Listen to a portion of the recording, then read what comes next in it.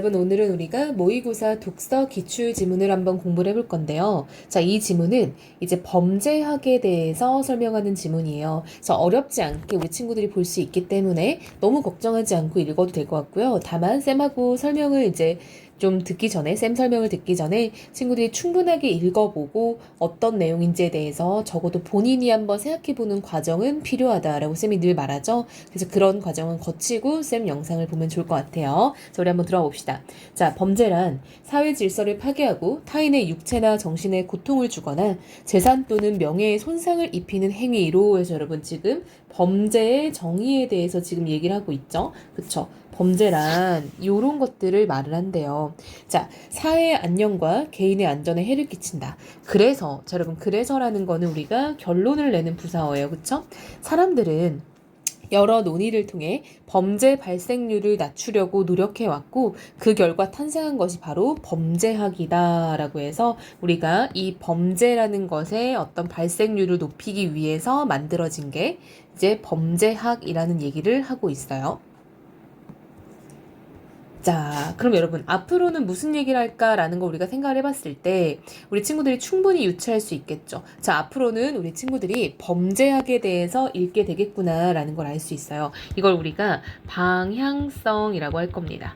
방향성, 즉 뭐냐, 앞으로 할 이야기가 무엇인가에 대해서 생각하는 거 우리가 방향성이라고 쌤이 계속 말을 할 거거든요. 그래서 이 글은 범죄라는 것은 어떤 사람에게 재산이나 명예에 손상을 입히는 행위이기 때문에 그것을 줄이는 게 필요하고 그랬을 때 그 줄임을 위해서 발전된 학문이 범죄학이다라는 거죠. 자, 우리가 한번 가닥을 잡아볼게요.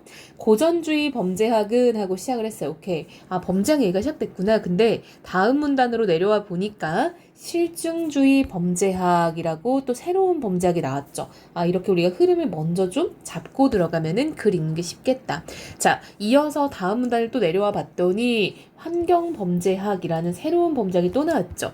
자, 마지막 문단까지 갔더니 이제 더 이상의 범죄학은 안 나오네요. 그럼 우리가 이렇게 세 가지 정도의 범죄학이 나올 거고 여러분, 그럼 이것들은 어떤 범죄학의 변천 과정 혹은 발전 과정을 표현하는 글이다라는 거를 알 수 있겠죠. 자, 고전주의 범죄학부터 한번 읽어볼게요. 법적 규정 없이 시행됐던 지배 세력의 불합리한 형벌 제도를 비판하며 18세기 중반에 등장했다. 자, 여러분, 시대적인 어떤 배경, 시간적인 표지가 등장을 했어요. 자, 이런 거 우리가 시간을 나타내는 말, 시간적 표지라고 하는데요. 18세기 중반에 어떤 배경? 법적 규정 없이 시행됐던 지배 세력의 불합리한 형벌 제도에 대한 비판의 배경에서 나왔대요. 자, 이거는 범죄학이 등장하게 된 배경이라고 할 수 있겠죠. 즉 지배 세력이 불합리하게 형벌 제도를 보여주니 고전주의 범죄학이 탄생했다라는 거예요. 고전주의 범죄학에서는 범죄를 포함한 인간의 모든 행위는 자유의지에 입각한 합리적 판단에 따라 이루어지므로 범죄에 비례해 형벌을 부과할 경우 개인의 합리적 선택에 의해 범죄가 억제될 수 있다라고 봤대요. 자, 여러분, 고전주의 범죄학의 기본적인 지금 논리가 뭔가 봤더니 인간의 모든 행위는 자유의지에 입각한 행동이다라는 거야. 즉 범죄도 자유의지로 저지른다는 거예요. 따라서 범죄에 비례해 형벌을 부과하면 개인이 자기의 어떤 그런 합리적 선택에 의해서 안 하게 될 거다라는 거야. 고전주의 범죄학의 대표자인 베카리언, 되게 유명한 사람이죠? 형벌을 법으로 고쳐야 하고 그 법은 누구나 이해할 수 있도록 문서로 만들어야 한다라고 주장했다.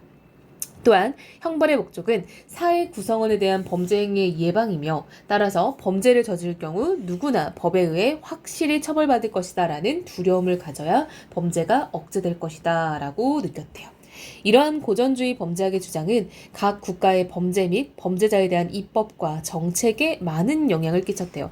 여러분, 이 당시만 해도 어떤 지배 세력들이 뭔가 약간 좀 불합리하게 어떤 그런 형벌 제도를 가지고 있었는데 이제 고전주의 범죄학으로 인해서 이걸 법적으로 좀 체계를 만들고 뭔가 불평등하지 않게 만드는 기반이 됐다라는 거죠. 그래서 이걸 우리가 고전주의 범죄학의 의의라고 정리할 수 있을 것 같아요.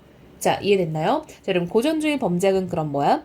인간의 어떤 이런 범죄 행위는 자유의지에 의한 거다라고 해서 이거는 어떤 범죄의 뭔가 동기라고 할 수는 없는데, 그쵸? 이걸 뭐라고 하면 좋을까요? 어떤 범죄를 저지르는 인간의 어떤 심리에 대해서 얘기를 하고 있죠. 그래서 이 베카리아는 이 고전주의 범죄학에서는 인간은 자유의지를 가진 존재이기 때문에 본인이 자유의지에 의해서 선택하게 된다라는 거예요, 범죄를. 따라서 이러한 범죄를 억제하려면 인간이 자유의지를 컨트롤하게끔 해야 된다라는 거죠. 그때 뭐가 필요하다? 두려움이요. 두려움을 줘야 사람들이 내가 이런 행동을 하면 이런 벌을 받네? 하지 말아야겠다. 뭐 이런 결론이 나올 거다라는 거죠. 자, 이어서요. 19세기 중반 이후, 쌤 색깔 바꿔볼게요. 자, 19세기 중반 이후 또 새로운 시간적 표시 나왔죠.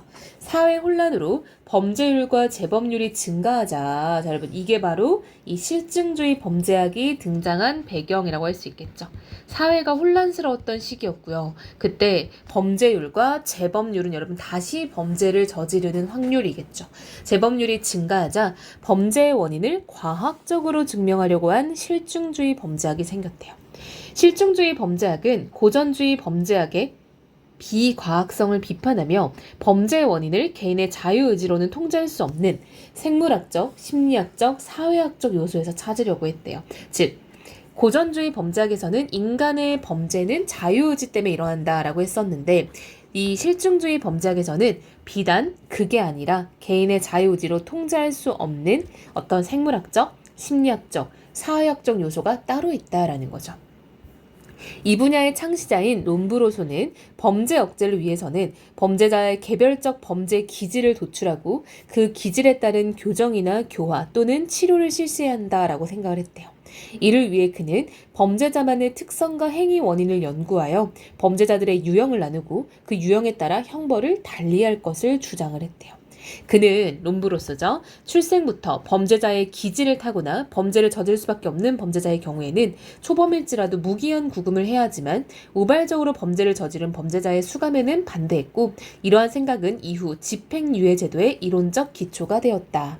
비록 차별과 편견이 개입됐다는 비판을 받긴 했지만 롬브로소의 연구는 이후 범죄생물학, 범죄심리학, 범죄사회학의 탄생과 발전에 큰 영향을 끼쳤다. 자, 여러분 이게 바로 실증주의 범죄학의 의의겠죠.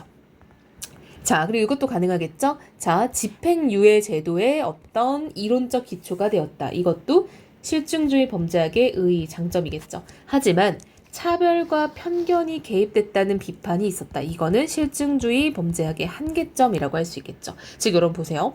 출생부터 범죄자의 기질을 타고나서 범죄를 저지를 수밖에 없는 사람과 그렇지 않은 사람을 어떻게 확실하게 구분을 하겠어요. 그렇죠? 이런 것들은 좀 객관적인 어떤 판단이 부족할 수 있는 요소죠. 즉 객관적 판단이 어려운 영역이에요. 따라서 롬브로스의 이러한 주장은 어느 정도는 차별적인 시선이 들어있을 수 있다라는 거예요. 예를 들면 이런 거죠. 기질을 분석할 때 과연 어떤 기질이 범죄를 많이 저지를까를 모두가 다 똑같이 동의할 수 있는 건 아니잖아요. 그렇죠? 근데 그런 거에 대해서 좀 판단하려고 했다는 점에서는 살짝 아쉬운 면이 있다라고 볼 수 있겠죠. 자, 이러한 범죄학의 큰 흐름들은 자, 여러분 이러한 범죄학 뭡니까? 앞에 나왔던 고전주의 범죄학과 실증주의 범죄학을 말하는 거겠죠. 그렇죠?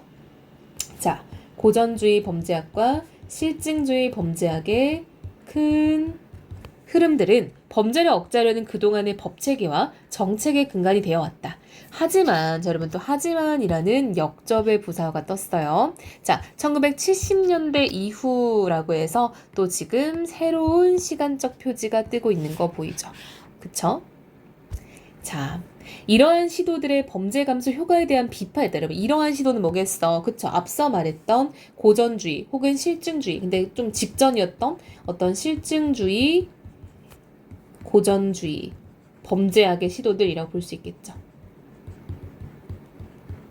자, 범죄 감소 효과에 대한 비판이 일어나면서 환경에 의한 범죄 유발 요인과 환경 개선을 통한 범죄 기회의 감소 효과 등을 연구하는 환경 범죄학이 주목을 받기 시작했대요. 자, 그럼 역시 환경주의 범죄학이 지금 등장하게 된 배경 나왔어요. 그쵸? 앞선 이론들의 어떤 효과가 떨어지는 거 아니냐라는 등장 배경에서 이번에는 이제 환경에 주목하는 새로운 범죄학이 나왔죠. 이러한 가운데 건축학이나 도시 설계 전문가들은 범죄의 원인과 예방의 해법을 환경과 디자인에서 찾아야 한다라고 주장했대요.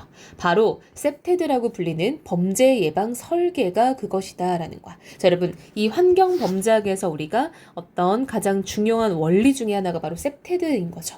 셉테드는 건축 설계나 도시 계획 등을 통해 대상 지역의 방어적 공간 특성을 높여 범죄 발생 가능성을 줄이고 지역 주민들이 안정감을 느끼도록 하여 궁극적으로 삶의 질을 높이는 어떤 종합적인 범죄 예방 전략이다라고 하고 있죠.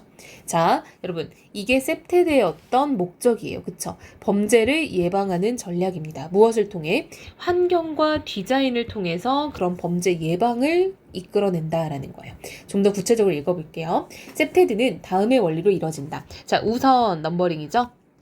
자연적 감시의 원리는 공간과 시설물에 대한 가시권을 확보하고 잠재적 범죄자의 은폐 장소를 최소화시킴으로써 내부인이나 외부인의 행동을 주변 사람들이 자연스럽게 관찰할 수 있도록 만드는 것이다. 자, 다음으로 2번 접근 통제의 원리가 있다. 보행로, 조경, 문 등을 통해 사람들의 통행을 일정한 경로로 이끌어 허가받지 않은 사람들의 출입을 통제하거나 차단하는 것을 말한다. 자, 세 번째, 영역성의 원리는요. 안과 밖이라는 공간 영역을 조성하여 외부인의 침범 기준을 명확히 세우는 것을 말한다. 이 외에도 공공장소 및 시설에 대한 내부인들의 활발한 사용을 유도하여 그 근방의 범죄를 감소시킨다는 활동의 활성화 원리, 공공장소와 시설물이 처음 설계된 대로 지속적으로 유지 및 관리되어야 된다는 유지 및 관리의 원리가 있다. 자, 이 모든 원리 몇 가지요? 5가지였어요. 이 모든 5가지의 원리는 범죄 예방의 전략과 목표를 범죄자 개인이 아닌 도시 및 건축 환경의 설계와 계획에 두고 있다는 점에서 공통적이다. 그쵸, 여러분? 앞서 나왔던 5가지는 모두 건축 환경의 설계와 계획에 두고 있어요. 근데 여러분, 이전에는요, 범죄자 개인에 주목했었죠. 그쵸? 왜요? 정리해봅시다. 고전주의 범죄학에서는 범죄는 자유의지에 따라 일어난다라고 했었죠.